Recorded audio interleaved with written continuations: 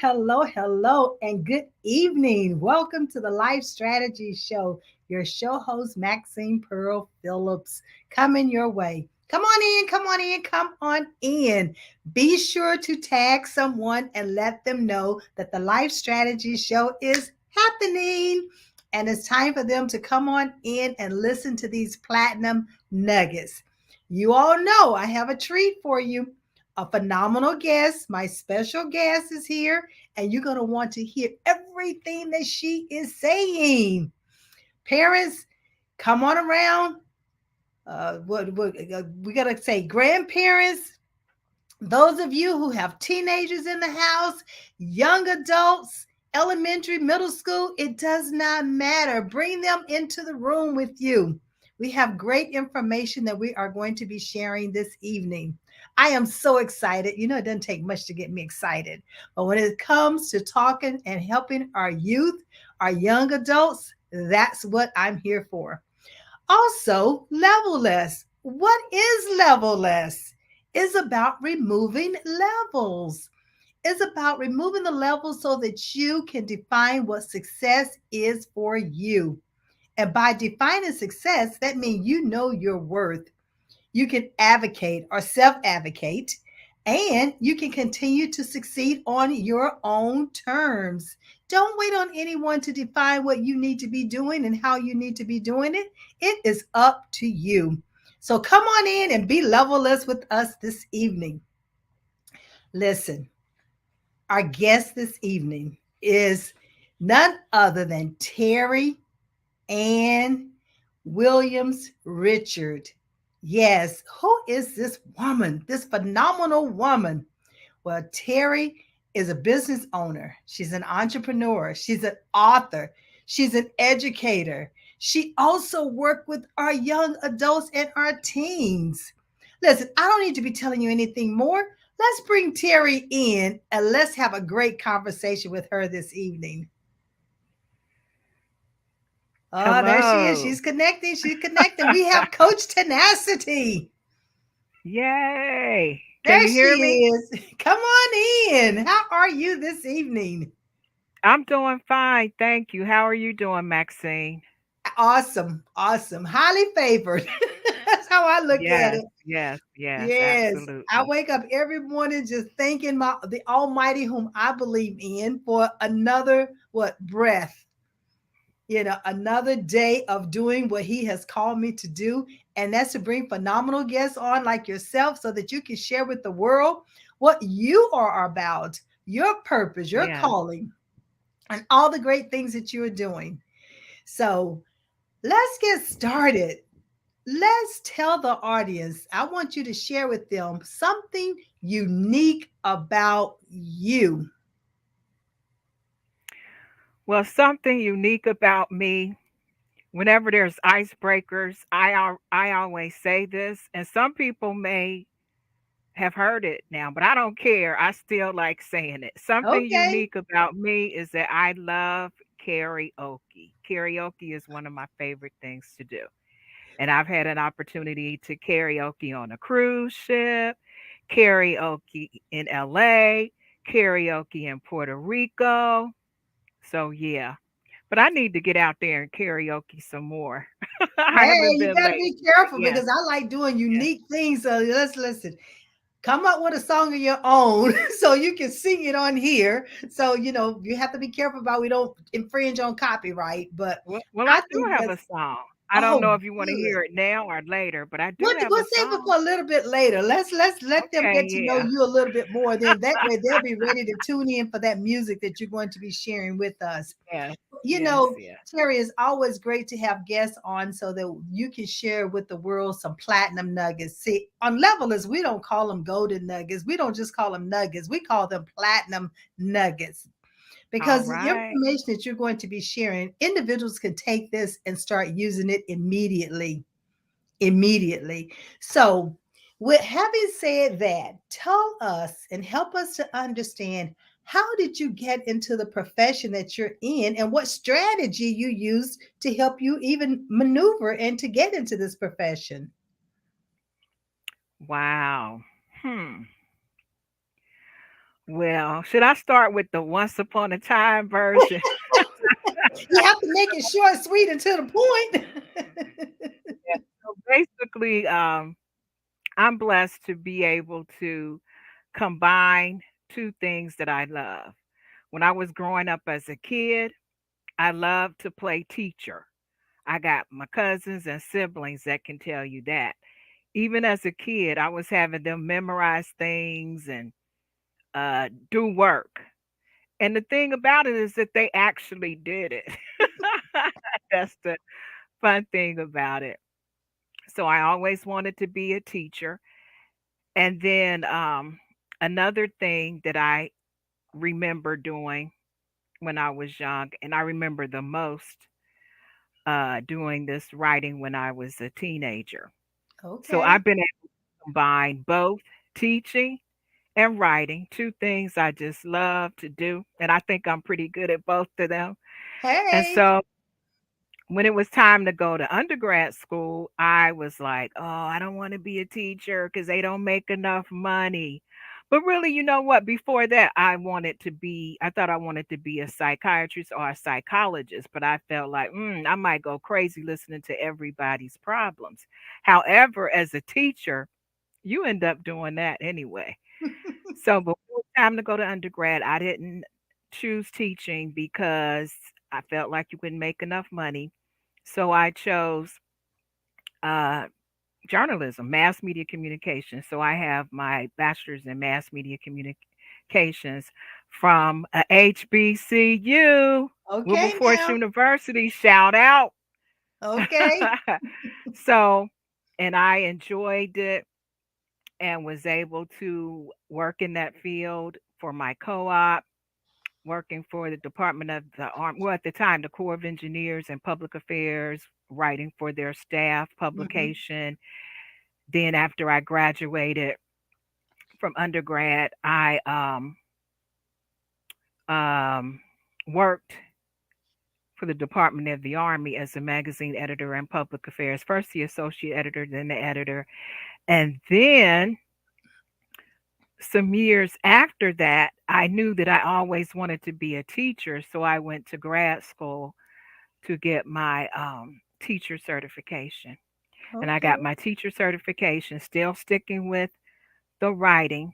So I got my teacher certification in language arts, 7 through 12, and journalism, speech communications,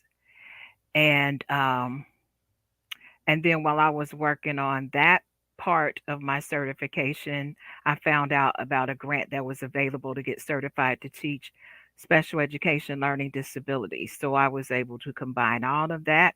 And so now, with my love for writing, my love from teaching, I founded Personalized Educational Services, where I empower, equip, educate, enlighten, and all that good stuff to help people succeed in learning and in life. And I have products, books, and services to do that. And I have fun at the same time. Wow, that is awesome. That's awesome. It's so interesting to hear you talk about that when you were little, you had to be the teacher. And because Yes, I'm yes. guilty of that as well. My Hmm. brothers and sisters would tell you Maxine had to be the teacher. And I even had like little Hmm. certificates for them once they completed their homework and all of that fun stuff that I still like to receive Hmm. myself. I love certificates and some type of an award that you're receiving for achievement. And I'm still the Yes. same way. So that was so interesting hearing you say that. Because Terry, what makes me Hmm. think of it is that as kids, we have this imagination. We dream. Absolutely. We have Hmm. visions of seeing ourselves sometime as an adult. What who do we want to be when we grow up? But it's Hmm. amazing that once we become an adult, we're not that. We didn't do that. Hmm. We put it on the back burner, or we hid it, or we shoved it under a Yeah. rug somewhere, and we find ourselves doing things other than what we dreamed about as a child. And so I tell my Hmm. clients when they're the adult clients, think back, go back memory lane and think about when you were a child. What was it that you enjoyed doing the most?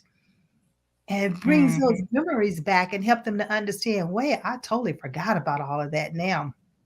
Let me see if I Mhm. can rekindle it and start doing some of that. So I admire you for saying that you didn't lose that love for teaching. You went back for your master's, and became got Mhm. certified in it. So it's so good to hear because not everybody does that.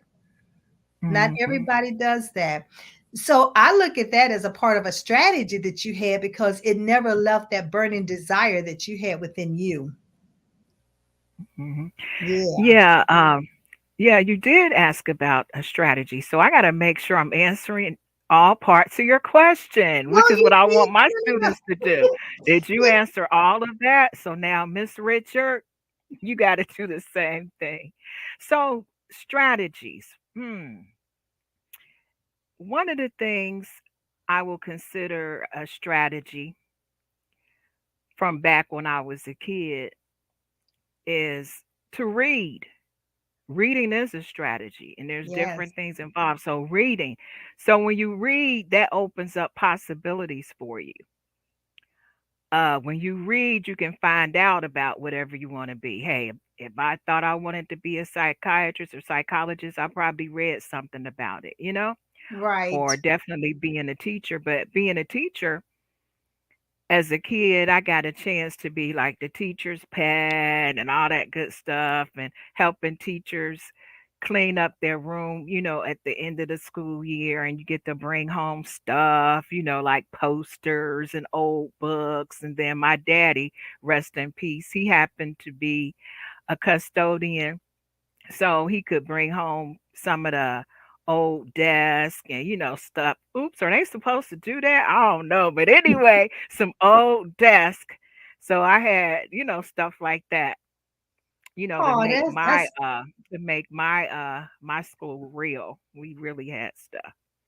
I that's remember even doing, earlier you were talking about singing. I uh-huh. remember, I don't know if your audience remembers back in music class when you were learning about the musical notes and you would have to like clap, clap, rest, clap, clap, clap. I used to draw the little musical notes and have Hmm. my cousins and siblings doing that. I don't know if they remember it, but I remember. So I had like every class, every class. Well, what that reminds me of when you talk about, clap, clap, and then that's the rhythm as an auditory Mhm. learner that you Mm. took action and implemented what you heard. And then the reading is that visual learner who likes to see things or read Mhm. it for themselves and then interpret it. Because one of the things that we both have in common is that when we're working with our youth or our young adults, we talk about learning styles and how do you take in Absolutely. new information and process it, which is so Yes. critical. And as a teacher, you're delivering it to students, and they have so many different learning styles that you have to change up your delivered message, or the Mhm. course that you're delivering to the student. And I love the fact that you talked about clap, clap. And so when I'm talking about learning styles to my clients, I talk about the movie Achille and the Bee, and when she had the spelling. Yes. And in Yes. order for her to memorize what she did, she had a rhythm that she used. Mhm. And many times kids need that rhythm. They're rhythm learners. They must get up and do and move about. So children have different learning styles, and it's so important that parents. I was guilty when I had to help my kids with their homework. I would teach them the way I learned, not how they learned, because I didn't know anything at that time and that point in life about learning styles. So now, Terry and I, we introduce learning styles to our students. And we love to Absolutely. introduce it to you as a parent. How do you observe your child's learning style? So when you help them according to the way they learn, not how you learn. What do Mhm. you say to that, Terry? Well, yes, I do make sure my students know what their learning style is, whether it's students that I'm tutoring or students that I've had in the classroom through the years. But there's also something else that I tell them, that you have to be flexible in your learning. Come on. Don't sit up there saying, well, they're not teaching to my learning style. No, your learning style represents how you learn best. And so when you're Yes. studying and privately, you can make sure you use that. But you're still going to have to, take in information other ways. So you have to adapt to it. Now you'll Yes. be all right. That'll make you stronger and Yes. wiser. Exactly. But yeah, being And flexible observant. with the learning style. But when you're studying, you can just focus in on your learning style. I But love when you're that. in a I love it. classroom setting, you have to learn how to be flexible. Which Else you'll means miss you have out. to You got to understand. get with the program. All Like when right you're out now. there, I always like to use an analogy of a coach uh, for sports. Okay. You know, people tell teachers, "Oh, you shouldn't do that." But coaches, they can say whatever they want. Them sports coaches say whatever they want, have expectations however high. They're not trying to hear what you don't know how to do or what you don't want to do. So the same thing is in effect in the classroom. At least that's how it is in my classroom. Ain't nobody trying to hear that. This is what we doing. That's what you doing, but this is what we doing. Okay, now I may not be using the right grammar, but I know how to write it the right Come way. on now. Come on. We're But having a sometimes you just chat. got This is our time to chat to. about learning styles, about life strategies, about helping our youth become successful in life. And you're right, Hmm. you have to be adaptable. Whether it's your learning style or depending on you working on a project with the team, you have to know how to communicate with other individuals on that team. And the only way is to pause, take a step back, be observant, and or sometimes ask, how do you learn best? What Absolutely. is your preferred learning style?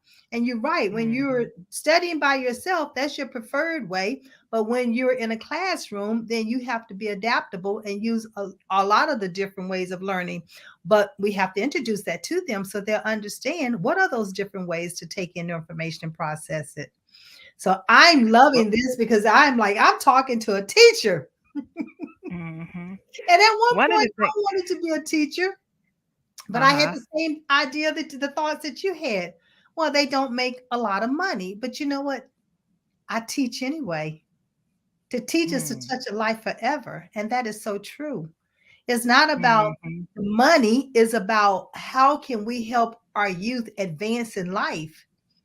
And you're teaching them continuously, and you're imparting wisdom into them, and you're helping them to understand how they turn around and use it. So I end up being an instructor, or in the corporate, in the organizations. I did not go into a classroom hmm. or the public school setting or a private school setting, but I was an instructor in a corporate job in human resources, a training the training associate, believe it or not. So I did a lot of teaching then.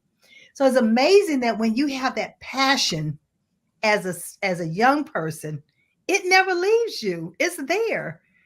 You Hmm. bury it, Absolutely.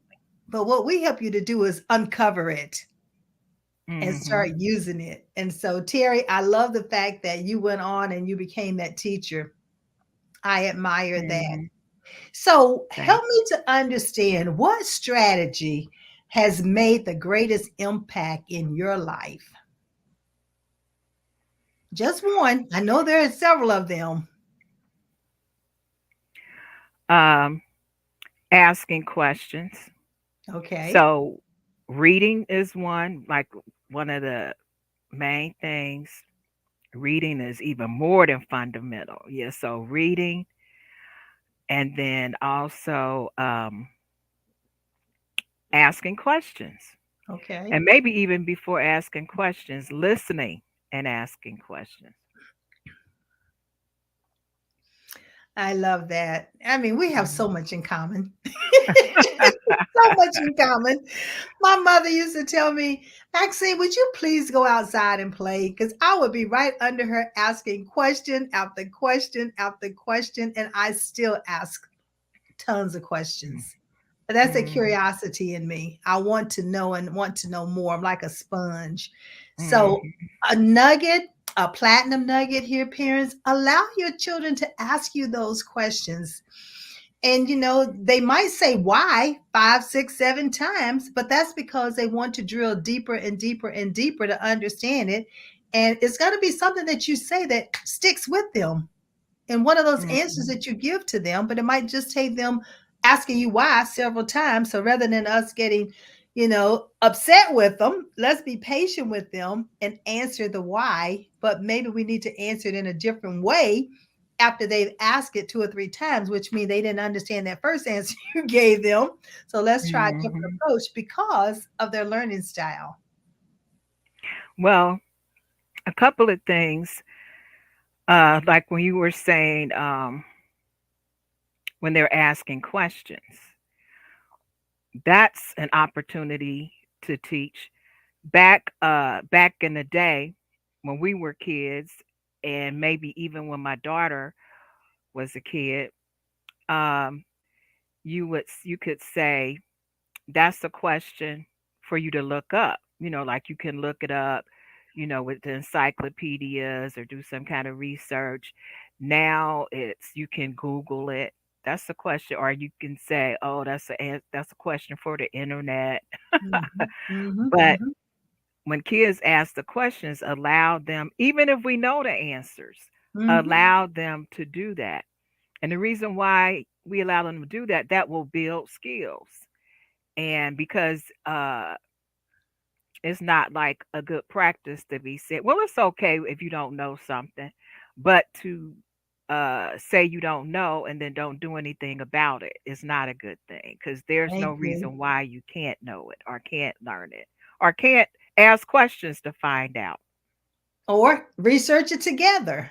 That's an Hmm. opportunity to do something together with with the student, is to research it together, because we know that things are on the internet, but I mean, even sometimes it's the way in which you ask the question on the internet as to what answer is going to be retrieved or the information is going to be retrieved.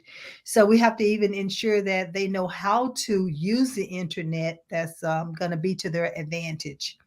I like Yeah. that. I like that. Speaking Allow of them. yeah, speaking of using the internet, I did a shout out to my dad. So I got to do a shout out to my mom. Unfortunately, today is the 1 year anniversary of her death. But speaking of the internet and finding things on the internet, I would be talking to my mother on the phone and she'll say something like, "Yeah, Ron Isley is going to be in a concert. I wonder how old Ron Isley is, and well, I wonder when his birthday is, and I'll be on the other side on the phone looking it up, and I'll say, yeah, he's 81, however old he is." And she was like, "How you know that so fast?" Because I looked it up on the internet, and whenever, no matter what we're talking about, I'll be like, "Oh yeah, on the internet. Oh yeah, I saw something on BET and this gospel award show is coming on, but I forgot what time." And I was like, "Oh, let me look it up." Mhm. But yeah, things like that. And when I was raising my daughter, we would be driving along in the car, and I'll be like, "Oh yeah, heard something about Morris Chestnut. Yeah, I had to bring him up. Morris Chestnut." I was like, "How old was he when he did Boys in the Hood?" And then she'll look it up. I mean, it'll just be anything that you're talking about. Like the internet is absolutely wonderful. But yeah, that's what parents could do. Allow the kids to ask questions and then let them, you know, go through the process to find the answers. Yeah, and then so, and many times you can also observe them as they are researching the answer, because again, are they having do they understand how to go about using the internet? We assume they do, but it's nothing like knowing for yourself that they do know how to do the research, because that research comes in hand when they're doing a paper in school or a project in school. They know how to Mhm. look up various things on the internet. That's good. That's listen, parents, or anyone that's watching these. What did I just say? Platinum nuggets. Hello. Mhm. Make sure that you're at least making some notes and respond to me. Let me know you're out there. Where you dialing in from? Susan Johnson. Hello. We're glad to have you with us Yeah, this that's my evening. friend. But Hey, there could be hey, more hey. than one Susan, but I think that might be my friend because she said she was coming in. Yeah, that's her. That's her. That's That's her. Susan. Well, Hi, thank you, Susan. Susan. Yeah, so glad to have you with us. Go on and what they say, ping somebody else and let them know that we have Terry here as my special guest on the Life Strategy Show. Uh-huh. Now But, she's calling in all the way from, I think, Montgomery, Alabama. I know it's in Alabama. I well, think it's we're glad to Montgomery. have you with us. So glad to have you here. So, Terry, we talk about working with our youth and our young adults, and we give them advice. But what advice have you received that you were able to implement within your strategy, within your life, within your business? So, what would be one of the things that has made the most impact? Some advice that you received. Hmm. There's a lot of different things, but I'm getting ready to say this one right here because Okay, this one came back to me. So that means that's the one you got to say, go Terry. with it. Go with it. Listen to your parents. That is the best advice, to listen to your parents. And I can say that, I had great parents, um, Rudy and Betty Williams. And so I remember when I was in high school and I went to one of the top high schools in the city, and you had to take a test to get in. And when it was time, probably I was a sophomore, maybe. And when you start making those decisions about college, and back then, for some reason, I thought I wanted to be a secretary, and that's nothing. That is not me at all. I thought I wanted to be a secretary. And that school counselor was saying, well, if you want to be a secretary, you need to transfer from this school and go to, one of the other high schools and, get into their secretarial program or trade program. And guess what? I told my mother, and my mother said, you know that you're not gonna do that. That's not what you're gonna do. And of course I listened to my mother, and I'm glad that I did, because first of all, that's not me at all. I ain't never again want to be a secretary. Except when I first graduated, not well, after I pledged my sorority, when I first pledged my sorority in undergrad, I was the grammatias, the secretary, but that's the only kind of secretary I have wanted to be, or secretary in other Mhm. clubs and organizations. So that's one time I listened to my mom, which I listened to my mom and dad plenty of times. But another time is I was in college, and I did my at the time when I went to school, Wilberforce, it was required to do 3 co-ops while Mm, you're there. So you could have that experience. That was like one of the best things about my HBCU, mhm. other than the friendships and relationships that are just still connected to this day. And so I did my co-ops in Detroit. Back in the day, boy, I had so much fun in Detroit. I did all 3 of my co-ops in Detroit because it was like a group of us that did our co-op, maybe about 6 or more of us. So we just, oh my gosh, we did everything, but that'll have to be another show. But for some reason, I thought that I wanted to move to Detroit, switch from Wilberforce, and go to Wayne State. I don't Mhm. even know why I was saying that. But again, my mother was like, no, that's not what you're going to do. So, children, oh, that's making me think of one of my songs I might sing for y'all later. But Okay. I told my mom told me, no, you're not going to do that. So, if I had a did that, or my mother had been like, okay, if that's what you want to do. No, sometimes we got to take a stand and, make sure our kids don't do, you know, Yeah. something that is not really in their best interest. Well, that brings me to the point that one of the things that I do as far as my business is concerned is the Highlands Ability Assessment. And in that assessment, it helps our young adults to understand the career path that's best for them according to their own innate abilities. And so, therefore, when you talk about the career counselor said to you, go in this direction, and your mom said, no, you're not doing that. So but there are some parents who don't question it, and they then the student end up going according to that, where here with me they have an opportunity to take this ability assessment, and it takes the guesswork out of what direction should they take when it comes to a career that's best suited for them. And a lot of Mhm. parents don't even know this assessment exists, but hey, give me a shout out at levelusco.com. Go on the website and you'll be able to see the assessments there. And it's so, I love the fact that you said when you're a sophomore and you're trying to make a decision to go to college. Well, that's what this assessment does. It helps them to understand what direction they take. Should they go to college, or should they go into a trade, or should they become employed, or are they going to be a business owner? So, either way you Mhm. go, you still need to understand what's going to be the best profession for you. And Mhm. parents, listen, you get some great nuggets here to talk about the importance that it is for high school students to understand that now. Imagine had we had that when we were in high school. Mhm. Um, I want to go back and say this. Even though I said that being a secretary is not what I wanted to be, I think being a secretary is great. Obviously, because as a kid, I wanted to be one. So I'm not saying that, oh, you shouldn't be a secretary, but that was not the best career choice for me.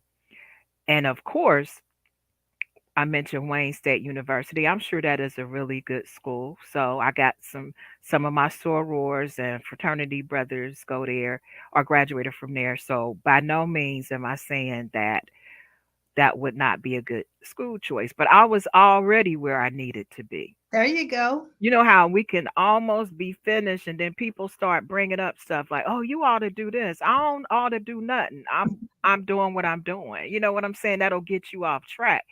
We can be so close to what we're doing. One of the things I remember, like when I went to Wilberforce, which y'all probably know is near Central State, and so they would have a lot of speakers come speak. Hmm. And I don't remember who said this, but one of the persons said, one of the people speaking was telling the group of students that college is basically about starting and finishing something. It's about starting and finishing something. And so Okay. that's a really great life skill to have, starting and finishing something. So I don't know. I feel like, do I need to like start preaching? But no, starting and finishing something. And That's college important. is a stepping stone, and Mhm. it's not for everybody and every student. So that's why it's important that that student understand their own innate abilities and their strengths, so that when they start something they're able to finish it, but it's based on what they're already gifted at doing. And I Mhm. love the fact that you said you didn't listen to them, you listened to your parent, because it's so important that you do listen to and do what you're great at doing. And you end up now, look at you, you're loving it. You're not Mhm. only writing, but you use the psychology, even though you might not have gone in that path to acquire, that degree in it. But, as a teacher, you use it every day. As a parent, you use it. As a coach, you use it. So you still use those skills that you were born with. It doesn't mean that you had to go to college to literally be certified by man, but you were given that when you were given the breath of life. So you never Mhm. lose that. You'll always have it. Yeah, and one thing about when it comes to college, and then if people, say that there's a difference between people saying that you're not college material, which is absolutely an insult. Because once again, college is starting and finishing something. College is reading, thinking, writing, reasoning, and speaking. And so, yes, you're going to have to do that whether you go to college or Or not. not. That's And right. so, even if you decide to go to trade school or technical college, you're going to have to crack open them books or crack open that website or whatever, wherever you get the reading from. If you get a job, whether it's blue collar or white collar or whatever, you still going to have to read. You still going to have to write. think and reason. Yeah. And You make know, decisions. Yeah. people that get trained in, whether they're being an electrician or a plumber or any of those things, you still have to read, you still have to think, you still have to reason, and you have to pass tests, different types of certification. If you want to be a firefighter, you got to go through their program. It's just not only physical, there's mental things that you have to do. And people in the chat can correct me if I don't know what I'm talking about. But I know for sure you have to read no matter what. It's all a part of life. Read, write, use math, use reasoning, make decisions. Yeah, So talking to people, speaking, talking to knowing how people, to interact with people, communicating. no matter what their status is in the organization. Like one of the things my mother told me was that people, no matter what their race or anything, they take off and put on their pants the same way you do. So you got to be prepared to be able to speak and talk, express yourself. Yeah, communicate. Yeah, communicate. And that's a key thing is knowing how to communicate. And when you understand who you are and understand what you bring to the table, you're able to articulate it and communicate it. So I love the fact that no matter where you are, no matter what you do, no matter who you meet, you still have to read, write, reasoning, make decisions, communicate, introduce yourself, speak up on your behalf. Be you, do you. You don't have to worry about hiding behind someone. And I love that. I love that. So, ladies Yeah. and gentlemen, as you can hear us talking, we're talking about, helping our youth. We're talking about helping our young adults. We're talking about helping adults. We're talking about helping individuals in life, period. Because it's a transformation. You start out as an infant and you become that adult. But in between, you go through this transformation. And as you're going through the transformation, there are learning stages and application stages. And it's all a part of life. So I always say, let's live our life the best we can and enjoy it and be happy because happiness does lead to success. It's not the Hmm. other way around. So I have Hmm. to always put that out there because sometimes people think if you're successful, you're happy, but that's not the case. We already have had too many incidents to know that that is not the case. Hmm. That's not the case. So, so what's your mantra? What's a favorite quote that you have for yourself? I have so many. One of my favorite Bible scripture is write the vision and make it plain. That's one. Yeah, And that I have goes, but if I can just interject right there, because here we are in December of 2022, and write the Mm-hmm. vision and make it plain. Now is the time that you should be writing your 2023 goals and Mm-hmm. have a strategy with clarity so you know where you're headed in 23 as you're entering into that year and what it is that you see yourself accomplishing and who you see yourself helping and what you see yourself doing. And I love that. Write the vision and make it plain. Yeah, and you mentioned seeing it. So I also like to do vision boards. So that's another way to to write down your goals or have your goals in front of you by creating a visual of those Yeah. goals. Yeah. I created a vision board probably about, I guess, 4 or 5 years ago, and I had this gold yellow dress on. I had this audience in front of me. I had my quote, "Transforming Generations," the whole works. And then one day, I'm standing on the stage and I'm delivering a message, and it hits me. I have this gold dress on. I have an Mm, audience in front of me. And the quote that I stated was, I am who I was born to be, transforming generations and leaving legacies. mm. So I when you like that. Yeah, so when you write that vision and you make it plain, it's for you. It's for Mm-hmm. you. And then you can go out and share it. And when other people read it, they understand it and they can help support you. Yes, absolutely. That's awesome. Have you had anything like that to happen to you with your vision board? Oh my goodness. Girl, I got so many of them, Like one of my funniest, because this is a small thing. It's small, but it's a big thing. And people gonna be like, there Terry goes. She gotta figure out a way to get chicken in there because I love chicken wings, right? Okay. So I have this thing, something that I wrote called Chicken Wings and Other Things. And so I'm gonna make this story quick. Like one time, me and my daughter, like when we had first moved to Georgia back in 2005, and I had a rental car and I was taking it back to Ohio, and then we caught the Greyhound back, and then one of my colleagues was picking us up. But before my colleague was picking us up, I was talking to my daughter. I was like, "Yeah, what do you want for dinner? I'm getting ready to write down what I want. I want some chicken wings." And I Mhm. probably said to her, the Bible says, "Write the vision and make it plain." I want some chicken wings for dinner, right?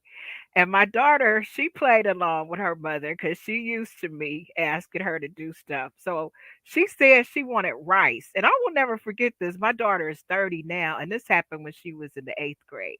So she Okay. said she wanted rice. So, I'm not sure how much time passed before my colleague and friend came to pick us up from the bus station, the Greyhound. Girl, so we were getting in the car. And then he said, "Oh, I'm gonna take y'all somewhere before I take y'all home." And I was like, "Okay." So I didn't know where we were going. We were up near the Marietta bus. So we were in Marietta, near the Marietta bus station. Mhm. So he was driving. And then the next thing I know, we were pulling into the parking lot of a restaurant. My phone rang, and it was one of my other colleagues. And she was like, "Terry, Jamal said he was going to take y'all to get some wings. Can you get me some wings too?" And so I was like, "Oh my gosh." And then when we got into the restaurant, believe it or not, they had rice on the menu. So, yes, chicken wings and other things. I got my chicken and my daughter got her rice. That is awesome. That's awesome. But And that's that, exactly what it's all about, and that's one thing that we teach that's what I had to teach my children because when I was, like you said, seven, not seven, but about between 8 and 11, I used to write my visions down and I would put them on a piece of paper and put them in the back of my Bible. And you forget about them because you're doing other things, and all of a sudden I would be in church and wanting to do something, and I'll flip to the back of the Bible, and there were my goals, and I mm, would have accomplished them. Because when you write them, I mean, I'm a visual learner, so I believe in writing and I can see them and then I internalize it. So I had internalized the goal, and before I knew it, I had accomplished it. And whenever I did mm, that, I realized that the more I wrote my goals on the paper and put them away, then I knew that I was going to achieve them. And to this day, what do I have my clients do? Write goals. Make them mm, plain for yourself, put a timeline against them, know how you're going to achieve them.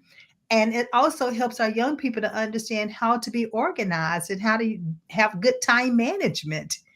So anytime you exactly. write those goals, all of that is a part of it. It's called life skills. Hmm.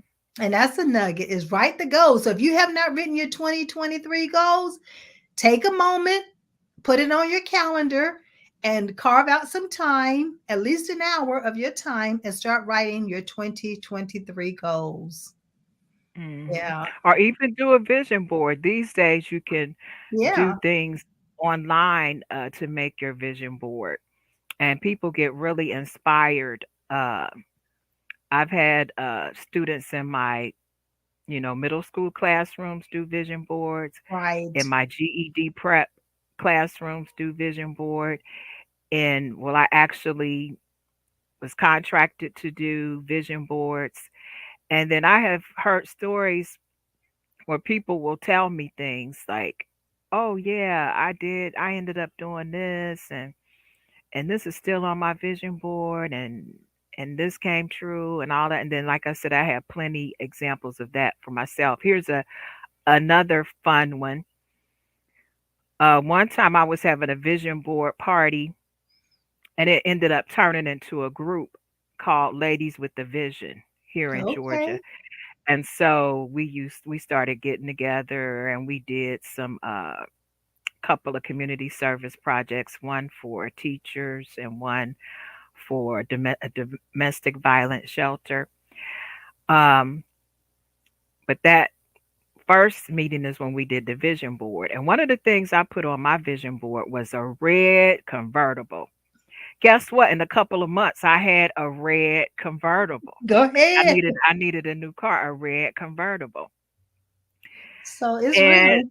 yeah, yeah, dang, you know what? I need me another red convertible because I had lost Make that one. vision plain. Yeah, I had lost one a few years ago in an accident, Oh, and I okay. didn't get another one yet. But I'm gonna get a. I didn't get another convertible. I got another kind of car, but I want a another red convertible. There you go. And You my got a daughter will say, "But vision. mommy, are you gonna put the top down this time?" I'm like, "Girl, leave me alone. I put my top down. Maybe I." But she's right. I need to put it down more. I remember when I was getting my first convertible, and I called my mother now, and my daddy answered the phone. And I was like, "Daddy, I'm here. I'm gonna get me a new car, and it's a convertible." And he was like, "Gal, why are you getting you a convertible so you can the air can run through your hair? That's why you getting you a convertible so the Mhm. air can run through your hair, the wind can blow through your hair." But I was like, "Yeah, that is. It does feel so freeing when you're riding in the convertible." That's good. Yeah, I've ridden in one. I've never wanted to own one, but I've definitely ridden in one. They're nice. They're really, really nice.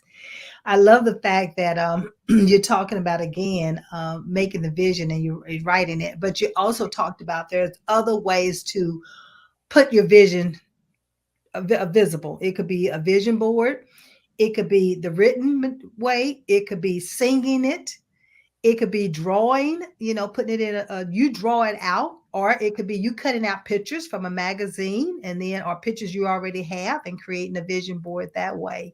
So there's so many Mm, different ways of creating a vision board. And like you just said, now you got the online vision boards that you can create and be creative with it. And mhm, that gives you an opportunity to use that innovation and that creative thinking that you have. For those who are are drawers who are artistic and they like drawing things and using color. I'm a visual person, so I like bright colors. As you can see, my background, mhm. bright colors. Yeah. So yeah, there's different ways to express yourself, and go on and express yourself. You're you. You're unique. There's only one of you. There are no two. There's no carbon copies. Not Mm, even twins. They're not identical. So be you and do you. And mhm. love what it is that you're doing. Love what it is that you're doing. Hello, Manette. I have Manette Montgomery who just joined us. Good to have you with us. Let us know what your vision is for 2023. All right, Susan Johnson, with you being with us, let us know what your vision is for 2023. Now's the time for us to start. And they also talk about when you share with others, over Mhm, 90 to 93% of people end up completing those visions. If you just keep it to yourself, nobody know you were going to do it. So whether mhm. you do it or not, nobody knows. But when Yeah, you share it, other people are aware. And not only that, they can support you. absolutely. Yeah, that is so, so good. Well, I know we're getting closer to the hour. We got about 10 minutes. So, what would you say to our teenagers or our young adults that you wish you had known when you were a teenager or a young adult? Hmm. Let me see.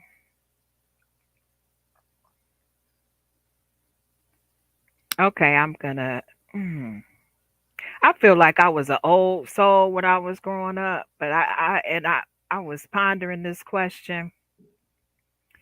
One of the things I used to tell students is they don't have to wait until they're 40 years old to do or be what they want to be. So some years ago, 40 seemed so old, but of course it's not old to me now. But that used to be, I don't even know why 40 was it. In fact, but yeah, I don't even know why. But you don't have to be 40 before you do or be what you want to be when you grow up. Um, and also, I would tell them that you can have more than one profession. You don't have to, you can, if you want to do more than one thing. And I used to talk to them about, I would ask them, like, who is the oldest person in your family or something? And they may have a grandma or great grandma that was 80, or maybe they had somebody 92. And I'm like, look at that age and the different things that you could accomplish. And also how kids are doing things. Kids are inventing stuff, being entrepreneurs. You don't have to wait. You don't have to wait. You can do it Mm. now. And that's one thing that will help kids stay out of trouble. Well, since we all have been kids, that will help us stay out of trouble when we're younger, having our talent, skills, and abilities, you know, Discovered directed. or identified or confirmed. I call it at the Mhm. earliest age possible. Now, we Mhm. have some 5-year-olds who are designing things, who are creating things, who are taking cars apart and putting them back together. No one had to teach it to them. It was because they were born with it. And that's why I Mhm. love doing what I do, is to help these young people or young adults to understand this is a gift that you have as a person. It's already a part of your DNA. Nobody had to teach it to you. You're going to school to enhance some of what you already know and learn more and learn other things. But we all have a gift. We all have an ability that is natural for us. It's just that I help our young people to understand it as the earliest age possible, is how I look at it. I didn't become a business owner until I was 55. I didn't go to college until I was 33. And we talk about being in school and have an influence on you even when you're in school. I had a 2.4 GPA. That's considered a C average. And at the time that I was in high school, they were only concerned with those who had a 3.5 GPA, because they knew they were college material and was going to college. Well, little did they know I had an innate ability that did not take a college for me to know I had it. Mhm. But I had gone to college in order to enhance that I already know. And also to get what? So many times during that age, it was like have that piece of paper. Mhm. But the things that I did prior to going to college had nothing to do with after I acquired the degree. I had Mhm. the ability that was helping me to produce and perform excellent in my job and in my line of work without even having stepped into the college, program. So parents, if nothing else, help our young people to understand they have these gifts, they have these abilities, they have these strengths that they were already born with. Let us help you identify them or discover them or confirm them, so that that student will know at the earliest age possible what they are, so that they can move Mhm. into a profession that they already have a love for, that they're already passionate about. Susan Johnson, 2023 vision to impact 10,000. Is that like a Oh, it's sewing person? a person. Yeah. Mhm. Okay. Teaching them how to leverage the internet to improve their sewing skills. I love sewing, Susan. Guess what? I am a master tailor. So Wow. I Y'all gonna have to acquired a meet each other. trade, right? I acquired a trade before acquiring a college degree.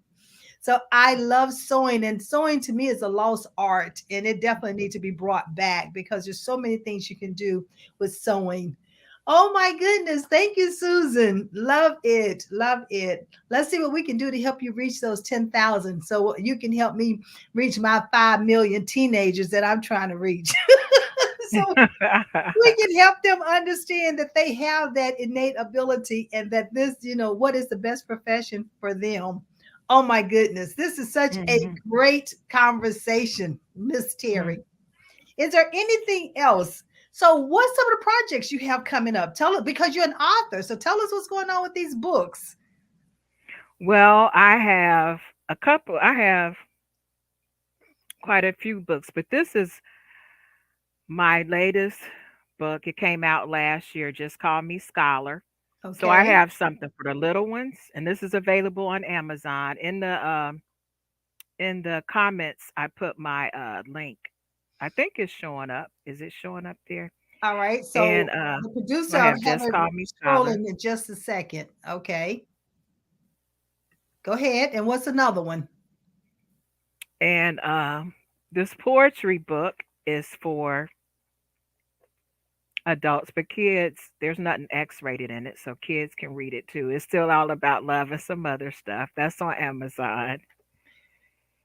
And this one, Daily Meditations for Success in the Classroom and Beyond. That's where we get into goal setting and all that good stuff, study skills and uh, your mindset and Okay. social and emotional learning. And then Okay. this workshop, I mean, this workbook is based on a workshop. Yes, you can help your child succeed in learning and in life, dealing with academic enrichment, character development, and all that good stuff. Well, just know that you go to Amazon and you look up Terry. What they gonna look up? Terry Ann Williams Richard. Is that how they're gonna Yes. find you on Amazon? Hmm. And then you'll see all these four books. We also had Shanita Thompson Wilson chiming in this evening. Thank you for being here. And Pat Snipes, let's give a Oh, shout that's out, another shout out friend. to her. Yeah. Yeah, that's Yeah. another friend. Excellent. We're so Hmm. glad to have you all a part of this evening's conversation. Did you all have any questions for our guest, our special guest, Miss Terry, our author, our teacher, owning her own company, an entrepreneur, and she's working with youth of all ages, to help them with these life experiences. So let's see. Did anybody have any questions? Okay. Oh, Miss Pat is clapping like, go, ladies, go. Well, Terry, we have about 3 minutes, so that give you a little time to sing us a song. Oh, yes. But I wanted to tell people they can reach me at Terry, Terry, at yes with pes.com. That's my email address. And they can find me on Facebook too with Why don't you? Terry Ann Williams Richard. All right. Okay, my song is with this for this book, Just Call Me Scholar. And so one Okay. of my friends, shout out to Lauren, she was telling me that I needed to have a song, and she's also one of my sorority sisters, that I should have a song like how we do the stepping with that type of like a chant. So here it is. And this is S all C original. H. Wait. Let me say this. This is all original. This Right, is from you, written by the author. Okay. right. It's just a chant. Scholar. Just call me Scholar. Yeah, just call me Scholar. Yeah. Scholar. Just call me Scholar. Yeah, just call me Scholar. And learning is my superpower. All Yeah. right. I am a scholar. I am a scholar. Who are you? Just call me Scholar. And Nice. I Nice. usually have my 7-year-old granddaughter sing it with me, and then when I do virtual, I've done some virtual Arthur visits and read alouds, and the kids they really like it. They really like it. It's Okay. fun. Well, thank you so much for being a part of my show, my special guest. It's truly been an honor having you. I've truly enjoyed this Thanks for conversation. having me. Nothing but the best, continued success. And ladies and gentlemen, let's support. Let's go out there, look for those books. And if you can, support her, please support her. Pat says, yes, she loves you.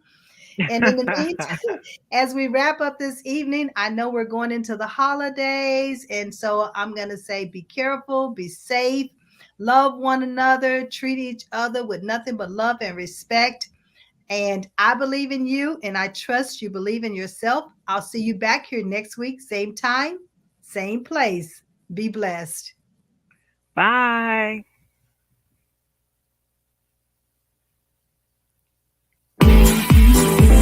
with me.